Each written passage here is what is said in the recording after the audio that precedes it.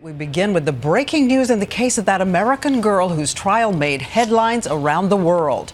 Amanda Knox, the American college student, today once again found guilty by an Italian court of murdering her roommate. She is now living in Seattle, and this ruling sets the stage for a diplomatic duel. Will Italy try to get her back? Will the U.S. let her go? Tonight, Amanda Knox says she's going to put up a big fight, and ABC's Neil Karlinski is in Seattle with this bombshell day. In a case with more twists than a Hollywood movie, an Italian court has once again found Amanda Knox guilty of the murder of her former roommate Meredith Kircher, guilty of a crime that has been at the center of an international media firestorm for more than 6 years. Her former boyfriend, Raffaele Sollecito, was also convicted after nearly 12 hours of deliberations by 2 judges and 6 jurors. Sources tell ABC News Knox felt sick as the verdict was read, saying in a statement, "I am frightened and saddened by this unjust verdict. Having been found innocent before, I expected better from the Italian justice system. This has gotten out of hand." Days before the verdict, Knox spoke to Guardian Films. It was aired by the BBC. I'm definitely not going back willingly.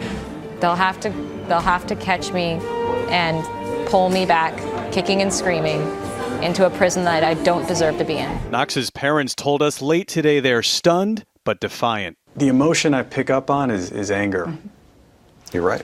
Anger is what, moves us forward to, help us fuel the fight that we have now, probably years more of fighting for this. But how could this happen? After being convicted of her roommate's murder in 2009 and serving 4 years in prison, she was cleared after a second trial found the original evidence unreliable. There was no evidence she was even at the murder scene. She then returned home to Seattle, writing a book, and then learning that Italy's highest court overturned the acquittal and ordered a new trial. She told Diane Sawyer the news was devastating.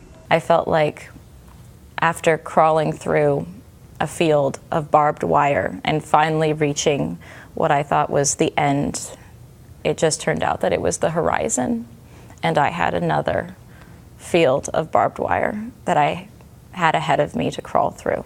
But it won't end here. Knox can appeal yet again to Italy's Supreme Court, and if the guilty verdict is upheld, only then will the question of extradition be on the table. Knox's parents say the ordeal has cost them everything, devastating them financially. For now, Knox remains home in Seattle, free, but with the dark cloud of a 28-year, 6-month prison sentence hanging over her future. Neil Karlinski, ABC News, Seattle.